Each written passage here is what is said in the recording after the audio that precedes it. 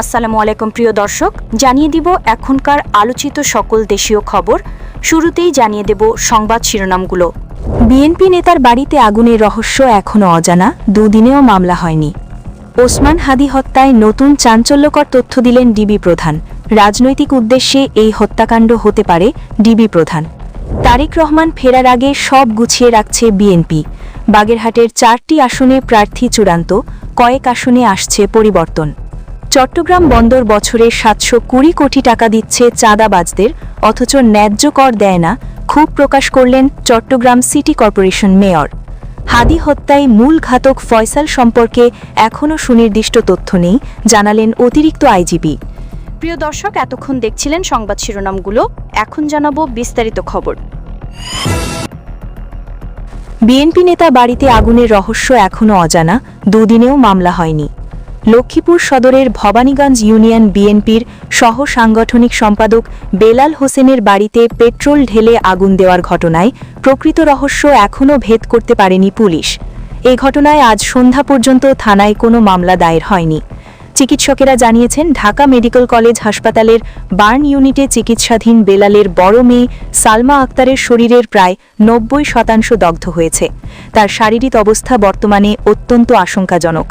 এদিকে এই অগ্নিসংযোগের প্রতিবাদে আজ রোববার সন্ধ্যায় সংশ্লিষ্ট এলাকায় বিক্ষোভ মিছিল ও সমাবেশ করেছেন বিএনপি ও অঙ্গ সংগঠনের নেতাকর্মীরা। সদর পূর্ব স্বেচ্ছাসেবক দলের সভাপতি আরিফ সর্দার বলেন, এটি কোনো সাধারণ দুর্ঘটনা নয়, বরং একটি নির্মম হত্যাকাণ্ড।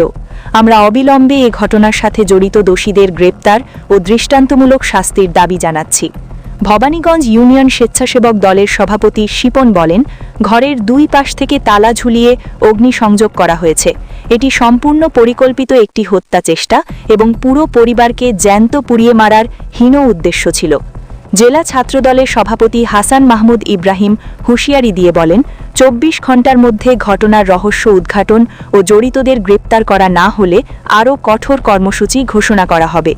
লক্ষ্মীপুর জেলা অতিরিক্ত পুলিশ সুপার মোহাম্মদ হোসাইন রায়হান কাজিমি জানান, এ ঘটনায় এখনও মামলা দায়ের হয়নি, তবে মামলা হওয়ার পর প্রয়োজনীয় আইনি ব্যবস্থা নেওয়া হবে। অন্যদিকে আজ সকালে সদর উপজেলা নির্বাহী কর্মকর্তা ক্ষতিগ্রস্ত পরিবারের সদস্যদের হাতে নগদ টাকা, কম্বল ও শুকনো খাবার তুলে দেন। গত শুক্রবার রাতের খাবার খেয়ে বেলাল হোসেন তার স্ত্রী ও সন্তানদের নিয়ে ঘুমিয়ে পড়েছিলেন। রাত আনুমানিক 2টোর দিকে দুর্বৃত্তরা ঘরের বাইরে থেকে দরজায় তালা দিয়ে পেট্রোল ঢেলে আগুন ধরিয়ে দেয়। এতে বেলালের ঘুমন্ত শিশুকন্যা আয়েশা বেগম ঘটনাস্থলেই মারা যায় এবং গুরুতর দগ্ধ অবস্থায় সালমা আক্তার ও সামিয়া আক্তার বিথিকে ঢাকা মেডিকেলে পাঠানো হয়। ওসমান হাদি হত্যায় নতুন চাঞ্চল্যকর তথ্য দিলেন ডিবি প্রধান। রাজনৈতিক উদ্দেশ্যে হত্যাকাণ্ড হতে পারে বলে প্রাথমিক ধারণা করছে ঢাকা মহানগর গোয়েন্দা পুলিশ ডিবি। ডিবির প্রধান মোহাম্মদ শফিকুল ইসলাম জানিয়েছেন, এখানে ব্যক্তিগত কোনো আক্রোশ বা উদ্দেশ্য থাকার সম্ভাবনা খুব কম। তিনি বলেন, প্রাথমিক তথ্য প্রমাণ ও পরিস্থিতি বিশ্লেষণ করে মনে হচ্ছে এটি একটি রাজনৈতিক হত্যাকাণ্ড। ঘটনার শুরু থেকেই ডিবির একাধিক টিম মাঠে রয়েছে এবং সকল গোয়েন্দা সংস্থার সমন্বিতভাবে কাজ করছে। বিষয়টিকে সর্বোচ্চ গুরুত্ব দিয়ে সম্ভাব্য সকল দিক খতিয়ে দেখা হচ্ছে। ডিবি প্রধান আরও বলেন, মূল অভিযুক্ত ফয়সাল ও আলমগীরকে আমরা এখনও গ্রেপ্তার করতে পারিনি। অপরাধীরা সাধারণত নিজেদের অবস্থান সম্পর্কে সঠিক তথ্য দেয় না এবং তদন্তকারী সংস্থাকে বিভ্রান্ত করার চেষ্টা করে। তদন্তে দেখা গেছে, ফয়সালের বাবা ব্যবহৃত মোটরসাইকেলের নম্বর প্লেট পরিবর্তন করেছিলেন। পরে বিআরটি এর তথ্য ও অন্যান্য প্রযুক্তি ব্যবহার করে আমরা আসল নম্বর প্লেটের সন্ধান পেয়েছি। খুনিদের ধরতে সাঁড়াশি অভিযান অব্যাহত আছে। এই ঘটনায় এখনও পর্যন্ত মোট 10 জনকে গ্রেপ্তার করা হয়েছে। তবে মোটরসাইকেলের মালিককে 54 ধারায় অভিযোগ থেকে অব্যাহতির সুপারিশ করা হয়েছে। হত্যাকাণ্ডের সঙ্গে যাদের নাম জড়িয়েছে তাদের প্রত্যেককেই কঠোর নজরদারিতে রাখা হয়েছে। এছাড়া উদ্ধারকৃত চেকগুলো বিশ্লেষণ করে দেখা যাচ্ছে, সেগুলোতে বিভিন্ন ব্যক্তির নাম থাকলেও সংশ্লিষ্ট অ্যাকাউন্টে কোনো টাকা নেই। চেকের মালিকরা তারিখ ছাড়াই স্বাক্ষর করে রেখেছিলেন। এসব অ্যাকাউন্টের উৎস ও লেনদেনের বিষয়ে বিস্তারিত খোঁজ নেওয়া হচ্ছে। তারেক রহমান ফেরার আগে সব গুছিয়ে রাখছে বিএনপি। দলের ভারপ্রাপ্ত চেয়ারম্যান তারেক রহমান স্বদেশে প্রত্যাবর্তনের আগে নির্বাচন কেন্দ্রিক সকল প্রস্তুতি এবং সাংগঠনিক কার্যক্রম গুছিয়ে নিতে শুরু করেছে বিএনপি। যেসব আসনে এখনও প্রার্থী ঘোষণা বাকি রয়েছে, সেগুলোতে দ্রুত নাম চূড়ান্ত করার কাজ চলছে। এরই ধারাবাহিকতায় বাগেরহাটের 4টি নির্বাচনী আসনে দলীয় প্রার্থী চূড়ান্ত করা হয়েছে। পাশাপাশি কিছু আসনে আগে ঘোষিত প্রার্থীদের পরিবর্তন নিয়ে হাইকমান্ডের মধ্যে চুলচেরা বিশ্লেষণ ও আলোচনা চলছে। জাতীয় সংসদ নির্বাচনের প্রচারণা এবং বিশেষ কৌশল নির্ধারণে সারা দেশে বিএনপি এবং এর সহযোগী সংগঠনের নেতাকর্মীদের নিয়ে 7 দিনব্যাপী তথ্য প্রচার কর্মসূচি সফলভাবে সম্পন্ন করেছে দলটি। এর বাইরে 3 দফায় মোট 276টি আসনে মনোনীত প্রার্থীদের নিয়ে বিশেষ কর্মশালা শেষ করেছে বিএনপি। এসব কর্মশালায় আগামী রাষ্ট্র কাঠামো এবং জনকল্যাণমূলক পরিকল্পনার অংশ হিসেবে ফ্যামিলি কার্ড, হেলথ কার্ড ও কৃষি কার্ডের বিষয়গুলো গুরুত্ব পেয়েছে।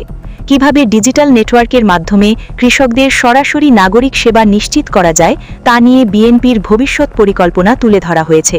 প্রতিটি আসনে ভোটারদের তালিকা প্রস্তুত এবং প্রচারণার আধুনিক কৌশল অবলম্বন করার জন্য স্থানীয় নেতাদের কঠোর বার্তা দেওয়া হয়েছে। চট্টগ্রাম বন্দর বছরে 720 কোটি টাকা দিচ্ছে চাঁদাবাজদের, অথচ ন্যায্য কর দেয় না, ক্ষোভ প্রকাশ করলেন চট্টগ্রাম সিটি কর্পোরেশন মেয়র।